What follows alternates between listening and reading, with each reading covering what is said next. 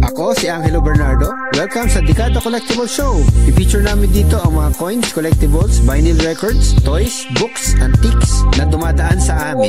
At mag-interview din kami ng mga collectors and dealers. Siyempre, hindi mawawala ang ating mga picks at mga pasyal na may kinalaman sa collectibles. Tara, pasyal tayo!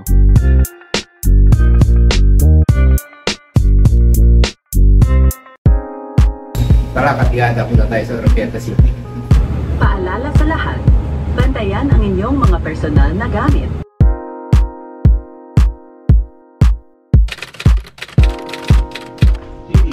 That was bought by my foster grandfather doon sa US. Foster grandfather. Yeah, American. Collector. Loose collections po. Loose collections. Yeah.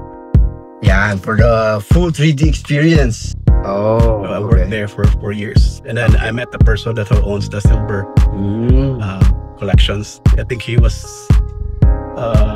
collecting it for 60 years. I see. So you were able to buy it from him? No, it was like a mana. Punta tayo sa silverware. Yeah. Ito naman, ano ito mga ito? These are Philippines na silver. Parang souvenir ata to before. Okay. Tapos naisipan ko lang na kunin ulit kasi about sa Pilipinas. Okay. But then again, I don't know kung magkano binayaran ko dito or what. Okay. Basta na gusto ko lang kasi mga Pilipinas na icons ang nilalagay sa may cheap. Okay, so may sobra. Yeah. Hindi yung iba dyan, hindi siya dyan talaga. Oh, parang loose lang siya. Pero same lang ng So yan, may jeep. Tapos may tubo. Okay, ang cute Ikaw ba sa US o dito? Dito sa Pilipinas. Sino may gawa? I don't know, parang souvenir item siya. Souvenir item to. Okay. Pero gawa siya sa silver. Ano yun sa Baguio Bidaway? Baguio to? Bakit? 925. Okay. Pwede na. Marami talagang artisan sa Baguio. Yan, ano naman masasabi niyo dun sa mga plato na? Yan po ay charger. Charger? Yung parang nilalagyan ng plato before the dinner plate. So, okay. Napanood niyo ba yung yung vlog na yung British guy na sinasabi niya kung paano proper way of eating? Yeah. When eating a tomato. Oh yeah, that's it. When eating a banana. Here's how to eat a banana. Now, we don't pick it up and peel it like a primate. Instead, we use a knife and fork. Ito yung nasa ilalim ng plato. So talaga meron siyang dito. Plato dito. Siguro maliit lang yung plato kasi maliit lang ito. Yeah, they usually replace it pag dessert, iba na naman yung plato. Okay. So, may serial number pa, no? Ano nga itong mga to? Those are Rose na Baltimore motif. Rose na motif, sir. Baltimore Rose motif. Yes, sir. Okay. Ang tawag po sa technique na ito ay repoussé. Yeah. Diba? You learn something new every day. Repoussé plate. Yeah, it's a sterling silver. There's a mark at the back.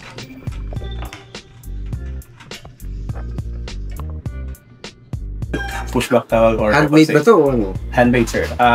This is around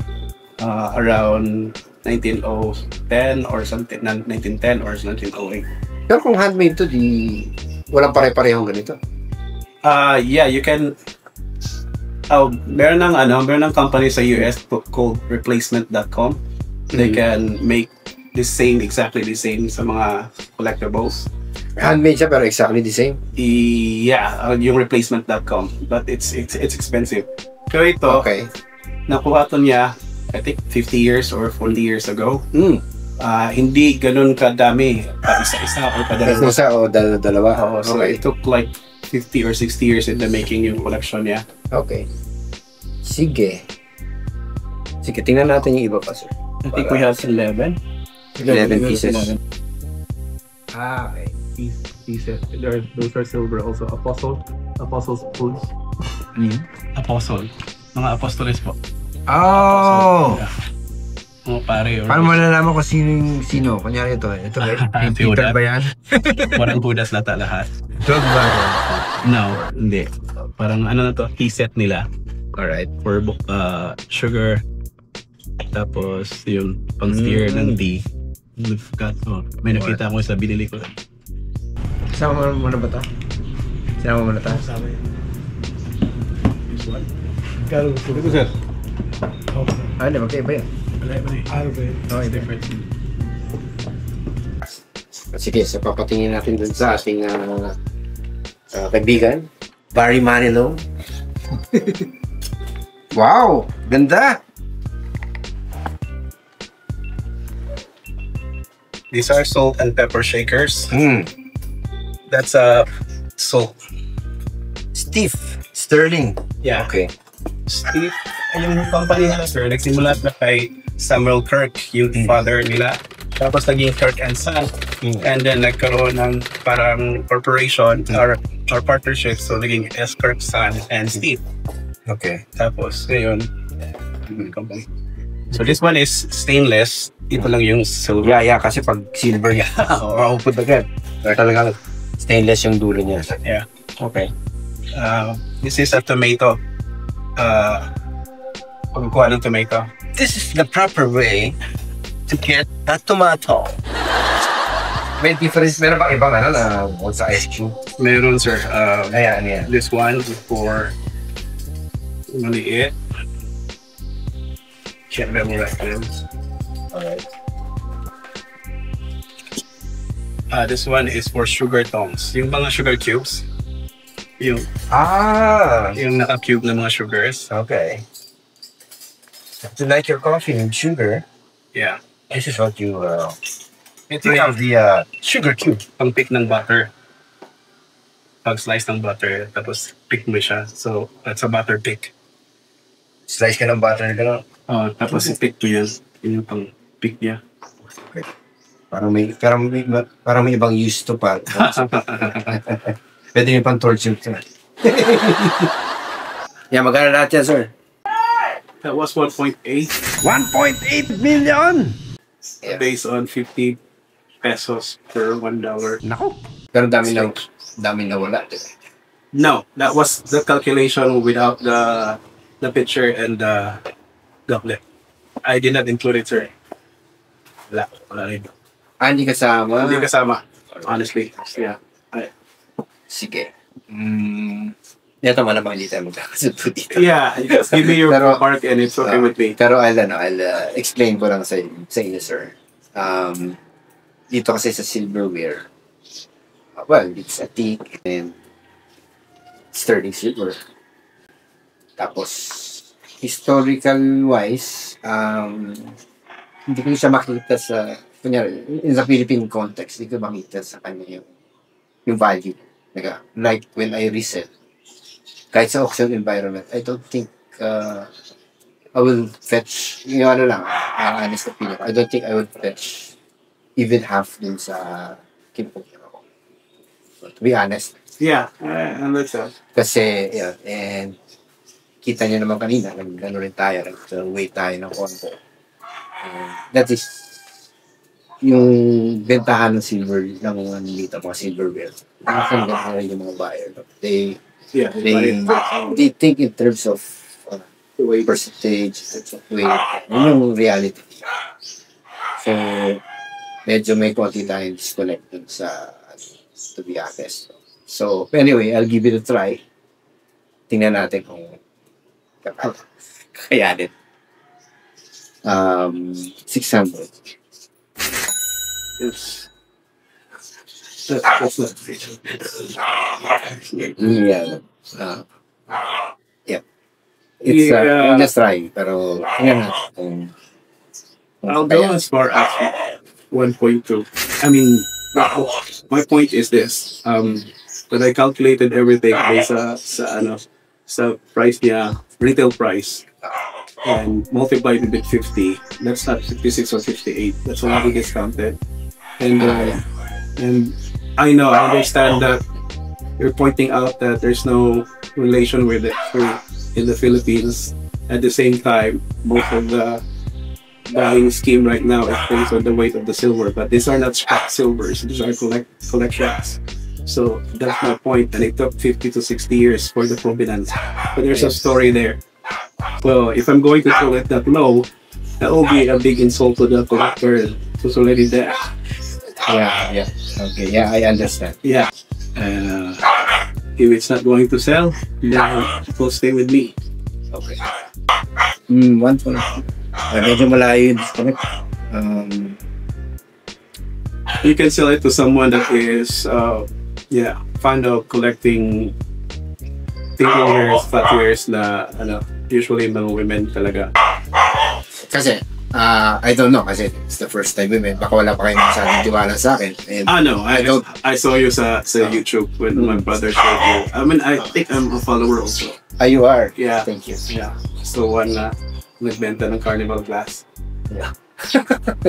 Yeah, actually, medyo pamahal pa ako dun eh. Yeah, exactly. You pay like 3,000 for that. Yeah. And like, well, it's cheap actually. Yeah, it's sa US, Oo, wala lang. Pero dito, it's wow, it's going, So, people can buy a Birkin bag or a Louis Vuitton, cost like 300,000 for a purse. That's stupid. This one, if you pay like a 1.2 million or something like that, it will last. And then the provenance and the storage there. Yung bag, just go Lord. Anybody can fake it. I don't understand the concept of getting those expensive bags. So, yun nga. Yun lang, sir. I mean, with due respect. I know you came over here na, it took your time para magpunta dito. But I think that's just the best I can offer. Kung hindi namin makukuha itong koleksyon na ito, parang di sasapat ang mga na-pick namin so far para makabawi sa gastos namin. So nag-decide kaming taasan pa ang offer. Well, I hope you didn't take my tawag ko personally. Oh, no, I don't. Kasi I understand, sir. I-explain ko rin sa'yo na kung yung dito. And I've been thinking, why? So, mag-isip meron pa naman tayo hanggang bukas para mag-isip. Yeah, I understand. Bigyan ko kayo ng isa pang effort. Okay. Yung outright purchase, okay, think about it. Sige po. Okay. Sige, sir. Yeah, okay. I'll think about it, sir. Yes, sige, sir. Meron tayong bukas. And thank you for having us. Well, thank you also for coming.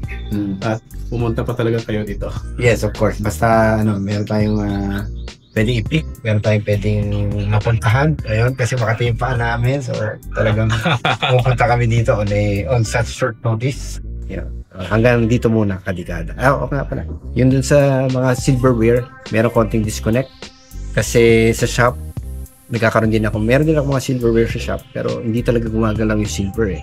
So, ang ano ko doon is, dahil hindi siya gumagalaw, talaga. Bago kami lumipad pa Maynila, nag-last ditch offer pa kami ng 800,000. Pero pirmi na si Sir sa 1.2 million. Pero minsan, mapagbiro din ang tadhana. After 4 months, malaki ang tinaas ng silver sa merkado at ang prospect na buksan ulit ang negosasyon sa koleksyon na ito ay nangyari. Good afternoon. Kilala ko to Ako pala si Erwin Malmes na taga Orqueta City, Misamis Occidental. Kamusta, sir? Okay lang. Mabuti. Napasyal ka. Oo nga, may kailangan eh. Kailangan So, ano ba yung pasya ng iyong kapatid dun sa aming proposed transaction? Yun ba yung dala nyo pala? Oh, yun ang dala ko. Ayun yung dala mo? Oh. Yes po. Okay. Sige. Baka siguro nakapag-isip-isip na siya sa yung opera niya. Nakapag-isip-isip na siya sa opera? Okay. So, anong pasya niya? Siguro okay na kasi nandito na ako eh. Dito na lang yung item eh. So okay na tayo sa 800,000? Hindi pumayag yung 800,000. Hindi pumayag? Ano daw? Diba yung offer is 1.2? 1.2. Sige sir, medyo matagal na yun eh. Medyo nakalimutan ko na. Pwede bang tingnan natin muna ulit? Isipin ko ano yung nakita ko noon. Walang labis, walang kulang. Yes po. Okay. Sige. So ano, tingnan natin. Sige, tingnan natin.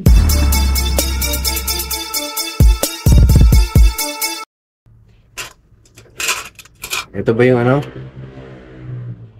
Hindi na tawag na Reposay. Yun lang natandaan ko, sir. Kasi, sir, eh. Yo. Reposay. From the south. Okay. Sige. Pa-check lang natin, ano. Wow, gaganda ng mga plato. Basta ito yun, di ba? Yo.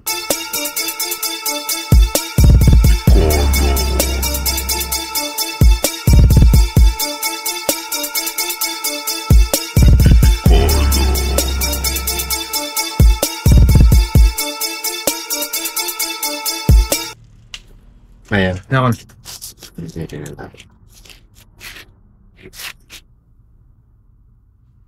Balto Rose Scofield Company. Sterling Fine. Ganda rin yung listahan niya. Talagang itemized, ha? Estimated year. Estimated value per piece. Okay. Ayan, kukunan ko na lahat. Yan. Kompleto na yung listahan niya. Floral Reposay Collection. Floral Reposay pala ito. Kurt and Son. Around 1846. Okay, mga US na to. US na silverware.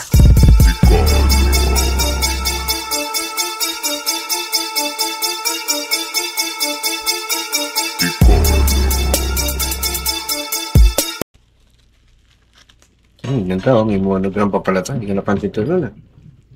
Minsan sa pangalawang beses mo, doon mo makikita nyo. Ganda rin, no? Hologram? Yan, monogram.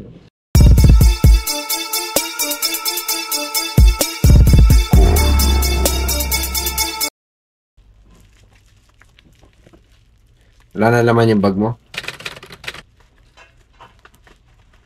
10 kilo. 5 kilo yan? 5. Tapos yung mga balot pa rito. Patay. Hindi ata abot ng ano.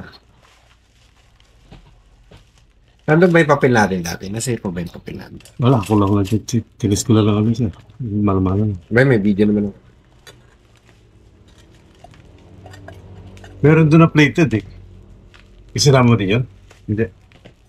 Yung mga plated. Hindi na.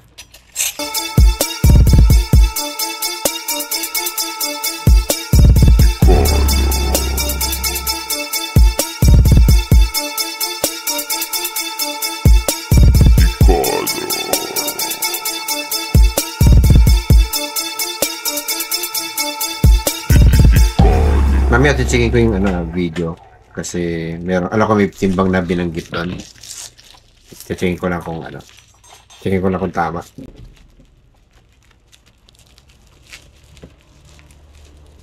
Baka mamaya kami nagkamali ng timbang. Patay kami. Napaigaralan ko na yung mga dala mo. Problema may kulang. Yung tanda mo yung apostle na sir. Yung naka-box na black. Yung may nakalagay ng mga apostles. Sige. Ayan. Papadala na lang. So, papadala mo na lang. Tsaka walang box ito. Diba? Sige. So, yung magiging tawad ko sa'yo, ang assumption nun is papadala mo yung mga box, tapos papadala mo yung kulang. Sige. So, tiwalaan na lang tayo. Sige ito, last and final tawad ko kasi parang nagsimula yata tayo no 600,000 tapos naging 800, naging 700, naging 800 pero hindi nagkakasundo. Si sir naman from 1.8 naging 1.4, naging 1.2, may 1.2 siya no? Nasa 800. Kita lang tayo sa gitna sir, 1 million. Deal. Yun, sa wakas. Ang tagal nating tagal nating deal to Ganun talaga. Siyempre pinag-iisipan na mabuti dahil siyempre collection yan. koleksyon nung kuya mo. Tapos ako naman, siyempre business ito, kailangan ko rin tawaran para kumita ako. So ngayon, yung mga kondisyon ngayon nag-lead sa kaya dumikit yung ano natin kasi tumataas din yung silver ngayon, ano. So siyempre mas kikita na kami doon sa pag tinawaran yung mas pataas, may kita na rin kami kahit paano. Siguro sa umpisa hindi kami nagkasundo sa presyo kasi para sa kanila mataas. So kaya ako sa kapatid ko rin para mababa, pero kalaunan din parang naisip na rin ng kapatid ko na i-let go na yung bag, yung mga item na yun. Tsaka nagkasundo na rin kami ng tagpo sa gitna ng presyo na mabot ng 1 million. So salamat kay Sir Hanilo sa Dekada TV. Yun lang po.